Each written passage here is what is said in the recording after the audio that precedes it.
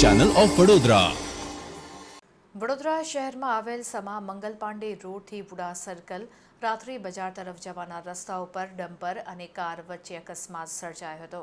સદનસીબે આ અકસ્માતમાં કોઈ જાનહાનિ નથી થઈ, પરંતુ કારને ભારે નુકસાન પહોંચ્યું હતું।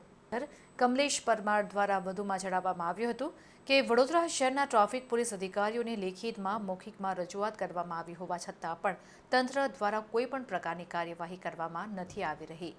साथ ही तारीख 1 થી 10 સુધીમાં ટ્રાફિક પોલીસ ફરજ બજાવતા જોવા મળે છે, પરંતુ સામાજિક કાર્યકર દ્વારા આક્ષેપ કરવામાં આવ્યો હતો કે 1 થી 10 તારીખે હપ્તાઓ લેવામાં આવે છે।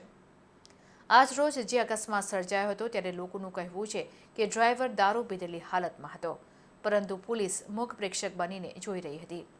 વડોદરા શહેરમાં રોજબરોજ અકસ્માત થાય છે, છતાં તંત્ર આંખ આડા કાન કરીને તમાશો જુએ છે। જો આવા તમામ હેવી વ્હીકલોને ડિટેન કરવામાં આવે તો ચોક્કસથી અકસ્માતને રોકી શકાય છે, પરંતુ તંત્ર આ બાબતને લઈને ક્યારે જાગશે અને શહેરમાં માતેલા સાંઢની જેમ દોડતા ડમ્પરો પર ક્યારે રોક લાગશે તે પણ સવાલ ઉપસ્થિત થઈ રહ્યો છે।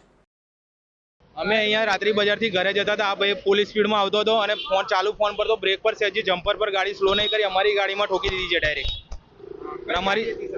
અમારી સ્વિફ્ટ ગાડી હતી ને આવ્યો છે મોટો 16 ટાયર। આ રોડ પર હેવી વ્હીકલો પુષ્કળ પ્રમાણમાં દોડી રહ્યા છે, એના કારણે આજે ફોર વ્હીલર ચાલકને જે અકસ્માત કરી અને ભાગી છૂટવાની કોશિશ કરતો હતો, પરંતુ સ્થાનિક લોકોએ એને પકડીને અહીંયા ગાડી પોલીસના હવાલે કર્યો છે। પરંતુ વડોદરા શહેરનું ટ્રાફિક શાખા 1 થી 10 તારીખની અંદર જ જ્યારે મલાઈ લેવાની હોય એ રીતે ઉભા રહેતા હોય છે, પરંતુ ટીઆરબી જવાનો ઓનલી ખાલી ફોન લઈને સાઈડ પર બેઠા હોય છે। એટલે ખાસ કરીને આપના ન્યૂઝના માધ્યમથી મારી અપીલ છે કે વડોદરા શહેરની અંદર વારંવાર જ્યારે અકસ્માત થતા હોય તો ખાસ કરીને આવા તમામ હેવી વ્હીકલો ડમ્પરોને તાત્કાલિક ધોરણે ડિટેન કરવા જોઈએ।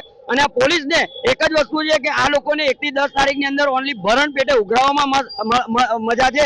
એટલે ખાસ કરીને અમારી માંગણી એક જ છે કે કાયમી ધોરણે આનું સોલ્યુશન લાવવું જોઈએ, કારણ કે એક બાજુ મુખ્યમંત્રી કહેતા હોય કે આજે સુરત ને અમદાવાદ આગળ છે અને વડોદરા પાછળ છે, એનું મુખ્ય કારણ એક જ છે કે કંઈક ને કંઈક પોલીસ શાખા ઓનલી પૈસા લેવામાં મશગુલ છે તેવું અમને લાગી રહ્યું છે।